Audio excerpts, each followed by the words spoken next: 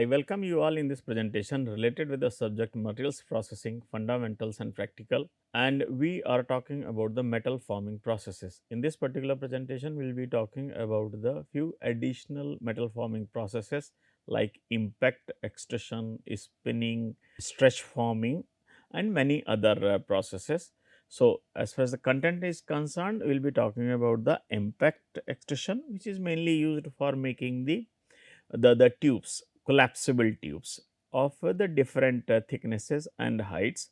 Hydrostatic extrusion, where the pressure is applied uniformly onto the material with the help of a suitable fluid to realize the product of the desired size and shape through extrusion process of the material, which is relatively less ductile and of the high hardness. Stretch forming is particularly used to realize the product of a particular shape, of particular geometry by applying the tensile stresses. Ironing is the approach wherein a significant thinning of the wall of the tubes and the cup shape product is realized, and where the length or the depth is increased and the wall thickness is reduced. Coining is a process where the coins or many other the models or the decorative products are produced. Spinning is used for making the axis symmetric products, okay, like this bowls or the glasses like this. These kind of the products are easily made by the spinning.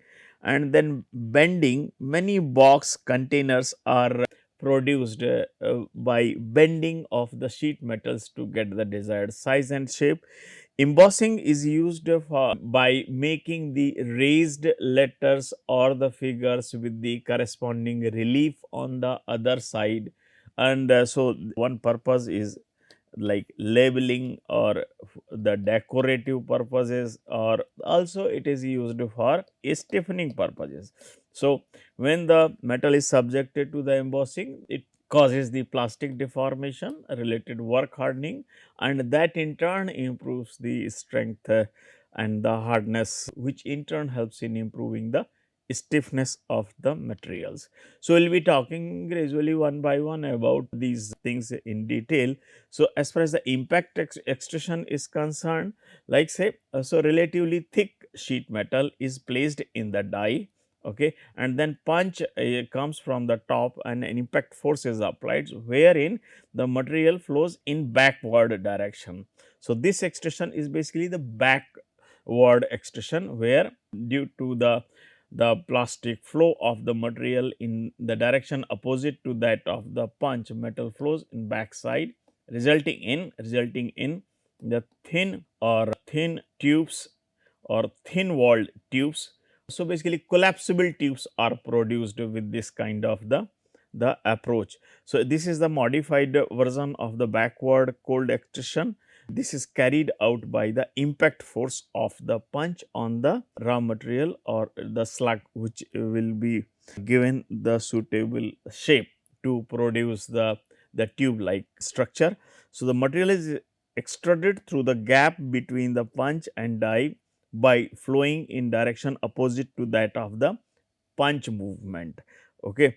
And this kind of the process for making the collapsible tubes is particularly used for the soft metals like aluminum, magnesium, copper, etc. Okay. So, collapsible tubes, the housing plates and the containers for the liquids and the similar articles are produced by this impact extrusion process. So, basically the main points, this is a backward extrusion, uses the impact force, material flows through the gap between the punch and die in direction opposite to that of the punch movement, primarily used for the soft materials and mainly used for making the collapsible tubes. Okay. Then the cold extrusion forging. So, here in the cold extrusion forging is similar to that of the extrusion, but here main difference is we use very thick raw material or the slug, okay, and the gap between the punch and die is also very large, okay. So, wide gap, okay. So, this wide gap between the punch and die results in thick walled tubes or the components, and the height of this component or the depth of the component which is produced by the cold extrusion forging, that is also very less. So, narrow or the shallow depth or thick walled components are produced by the cold extrusion forging. So, in cold extrusion forging you can see we use one punch, one die and thick stock material, and the large gap between the punch and die results in the thick walled component. And once this the cold extrusion forging is done, the component is taken out, manufactured product is taken out by with the help of this ejector, which will be pushing the component or the fabricated component out of the die. So, the main difference in the impact extrusion and cold extrusion forging die, cold extrusion forging is that the side walls are thicker and the height is lesser. Okay. The component is ejected with the help of the suitable ejector which is placed in the die, so that the component can be taken off or removed from the die easily. Okay. The hydrostatic extrusion, here we use a controlled closed chamber filled with the suitable fluid, and the pressure in the fluid is built with the help of this piston and cylinder assembly. When it is pressurized, high pressure fluid will be acting onto the raw material. Okay, this is the raw material. When the high pressure acts from all the sides in uniformly, then the material tends to flow out of the orifice which is there in the die, and this in turn helps in extrusion of the material. So, in conventional extrusion, the pressure is applied with the help of the ram movement. Okay, and so the force acts on one side only, but in case of the hydrostatic extrusion, the force acts uniformly from all the sides except one where there is a die, and when the pressure increases, pressure when the build ups to the sufficient magnitude, the material extrusion, the material starts moving out of the opening, that is the orifice and or the extrusion die.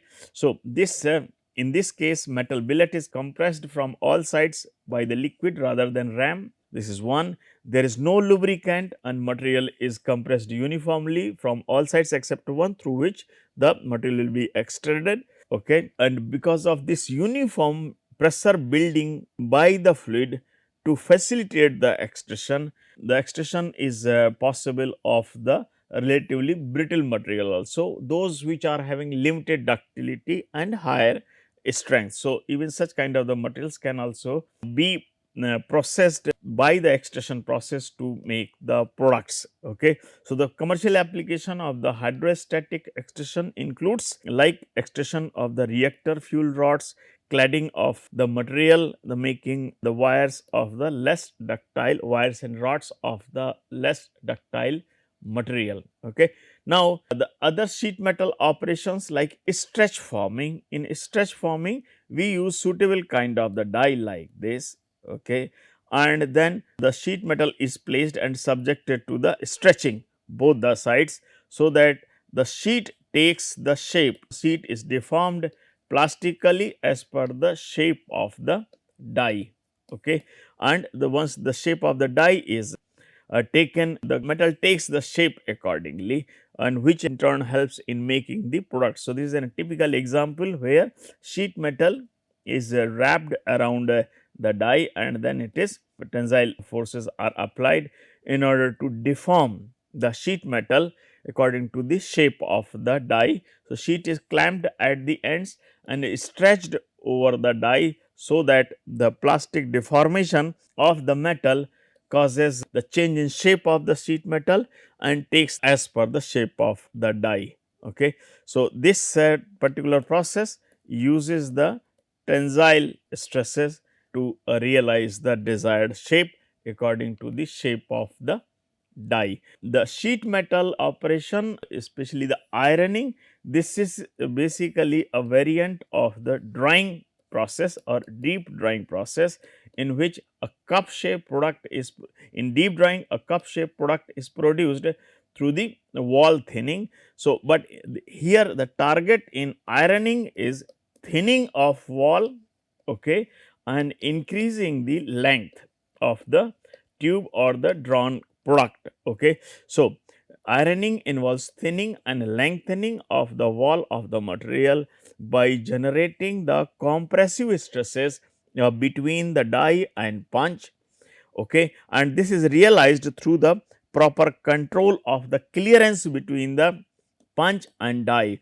So, this has to be ensured that there is no shearing, otherwise material will be cut off. At the same time, the gap is also has to be narrow, so that the ironing can take place or thinning can take place. So, this is a typical example. At the ends here, the rounded corners are used so that the material does not experience the shearing action, otherwise it will get sheared off or cut off. So, this is about the system which is used for the ironing purposes. When the ironing is done, it helps in reducing the thickness of the tubular products significantly or cup shaped products significantly, and this thinning can be up to the 50%, okay, in single ironing operation. So, if we need much more thinning, then we have to use the number of passes or number of sets of the die and punch to realize the thinning and the lengthening of the cup shaped product as per the requirement of the product to be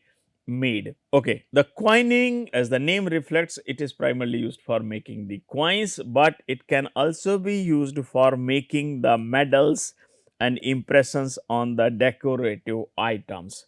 So, what we do basically, we use one die with the desired features, say these are the features, and then we place the raw material here. Okay. This is the raw material, and then we place the another punch with the desired features on the punch. Then the punch and die, when these are closed, the force is applied onto the sheet metal. So, metal will primarily be moving at the surface layers in either in upward direction or in the downward direction as per the geometrical features present on the die or punch surfaces, and this mainly involves a little vertical and the lateral movements, but near the surface layers. So, if this is the stock of the material, so near surface layers will be experiencing the plastic deformation and the flow of the material to take the shape of the features which are present on the surface of the punch and die in order to produce the typical features on the surface of the coin or the medal or the product which is being made.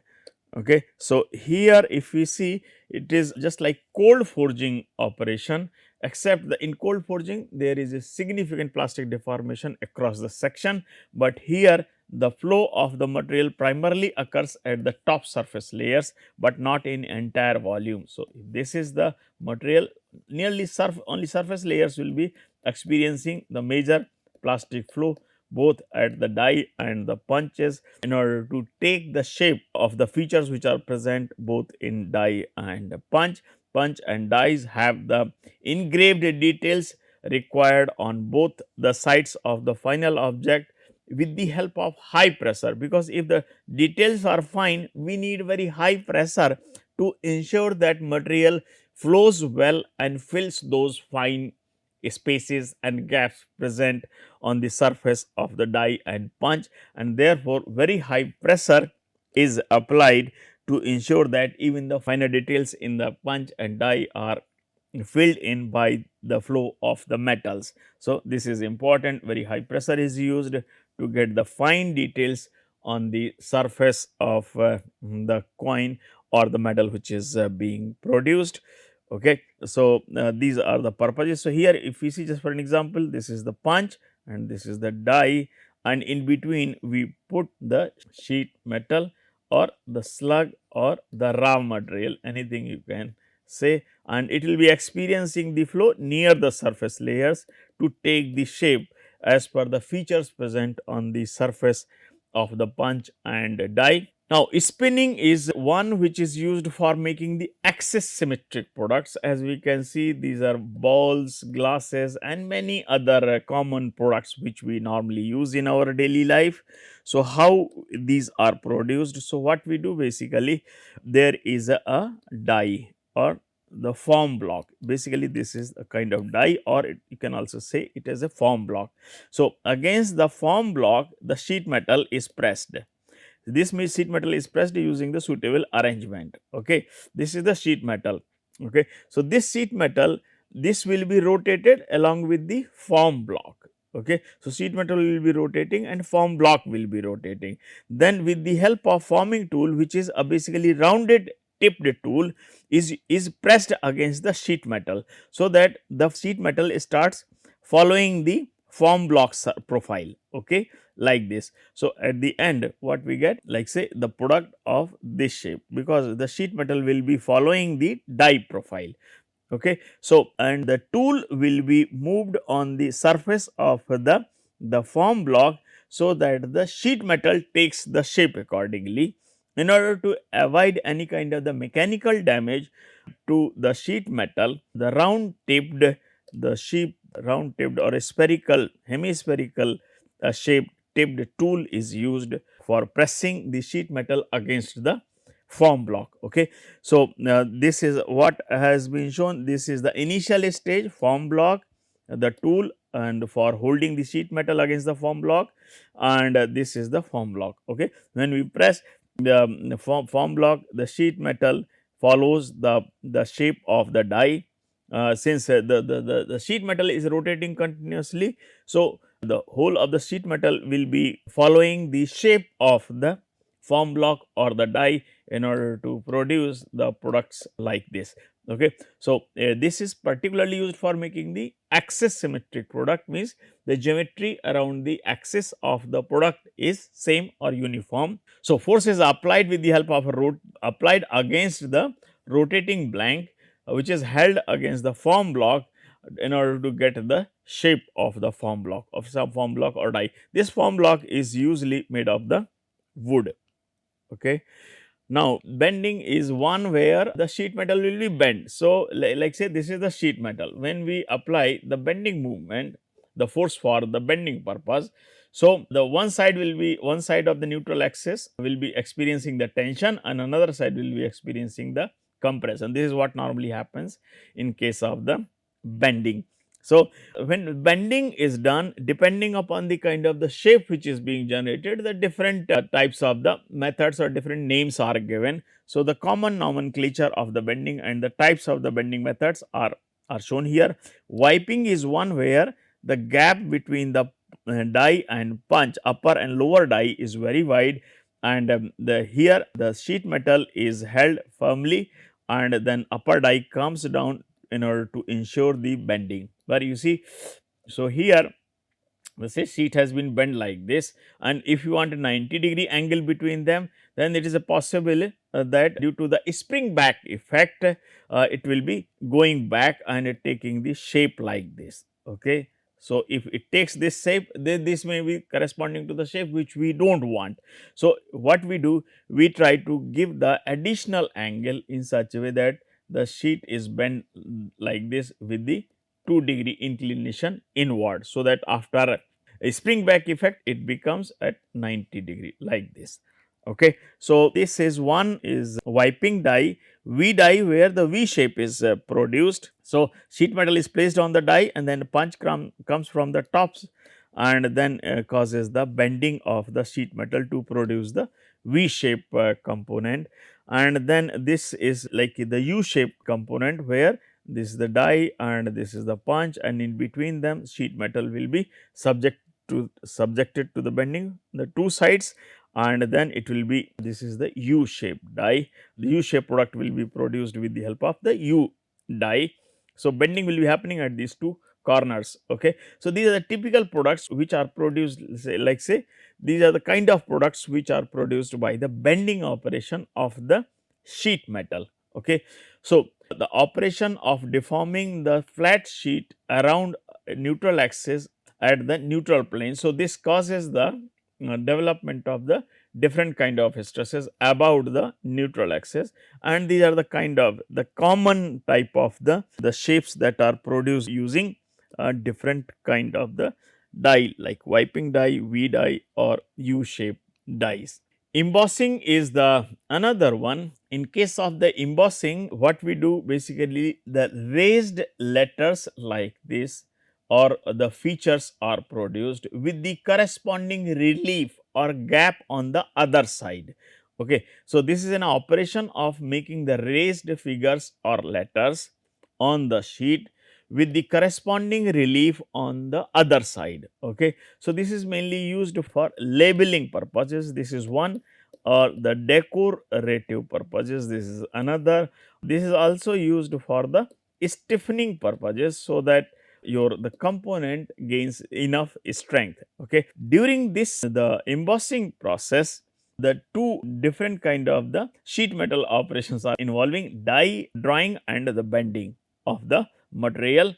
And when this happens, because this is usually the cold working process, so the sheet metals are subjected to the deformation under the room temperature conditions, and because of that material will be experiencing the work hardening. Okay. So, the generally it is used for increasing the rigidity by ensuring the localized plastic deformation, and also it is used for the decorative sheet production. So, this is a there is the punch and the die. So, these are having like the similar kind of feature, whatever feature is there in the die, just a mirror image feature is there on the punch, and between them sheet metal is placed.